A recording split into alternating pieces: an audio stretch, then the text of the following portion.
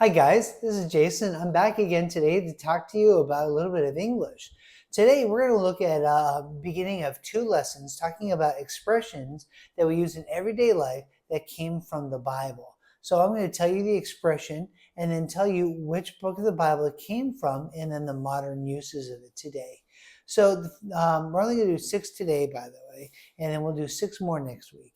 So the first expression we're going to look at today is called a fall from grace. Now, fall from grace, if you take a look, here's a man falling through the sky. Don't worry, I'm sure he's just fine. But fall from grace actually does not mean that you're falling off of a building or jumping out of an airplane. It actually originally came from when Adam and Eve were kicked out of Eden. They were forced to leave Eden. Today, it's a reference to a person who had been popular, but is now considered a dishonored. Well, one of my favorite examples is from the movie Mulan, the Disney princess. So in the movie, she was a heroine. Everybody loved her because she saved the entire army, but she was everybody's savior until they realized that she was a woman.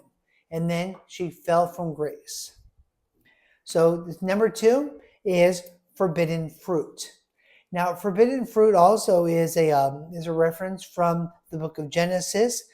So this term comes from when Eve wants to eat fruit that God told her don't touch. Now, today we use something to describe that we want, but we are not allowed to have.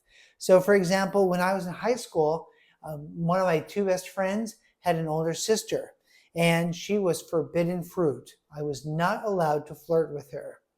And by the way, speaking as a Washingtonian, apples are one of my favorite fruits, and nowhere in the Bible does it actually say that the forbidden fruit to Eve was an apple. It's just what we picture it as today. All right, the third one we're going to look at is called fire and brimstone. Fire and brimstone means a destruction of a city. There are 2 cities that God destroyed, again in the book of Genesis. They are named Sodom and Gomorrah. Now, in Sodom and Gomorrah, God rained down fire on them. He threw brimstone at them. Everybody in these 2 cities was destroyed. Today, we use this to express how something terrible is coming. So, my mother warned of fire and brimstone if the president was reelected. Well, we'll have to see if my mom was right or not. All right. Next one we're going to look at is a scapegoat. Scapegoat is an actual animal that comes from the Bible that people would put their sins on the scapegoat, and then they would kill the scapegoat as a sacrifice to cleanse themselves. Now today we use a scapegoat to blame somebody for a bad situation, but is most likely not his or her fault. Now, my favorite football team are the San Francisco 49ers. I'm crazy about them. But this year, we didn't make the playoffs for the first time in several years. Well, the 49ers defense was the scapegoat for the team not doing very well this year. And so the defensive coordinator was fired. So he took the blame because the 49ers didn't do very well. The next expression, the writing is on the wall. The writing is on the wall actually comes from the book of Daniel. Daniel was an Old Testament prophet. Today, he's actually very famous for Daniel and the lion's den. But the writing on the wall, actually, when Daniel was taken to a city called Babylon as a slave, so he was asked to interpret writing that was on a wall. It didn't look like this writing, most likely, but in the book of Daniel, we see a hand appear out of thin air. It's possibly an angel's hand, but church leaders aren't sure. Now, this hand wrote a message on the wall in the king's palace in Babylon.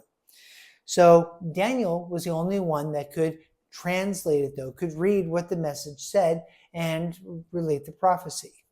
Now, today we use this expression to say that it's easy to see what will happen if we understand what we can see. And so, one example, my best friend in college knew that a big fight between my girlfriend and me would end our relationship. He could read the writing on the wall. He knew my relationship would end before I did. All right, last one we're going to look at, eat, drink, and be merry. So eat, drink, and be merry, actually it's a very positive expression. So here we can see a chef and a whole bunch of people in a restaurant having a great time. Well, this expression comes from the book of Ecclesiastes. Ecclesiastes is right in the middle of the Bible. It comes after the books of Psalms and Proverbs.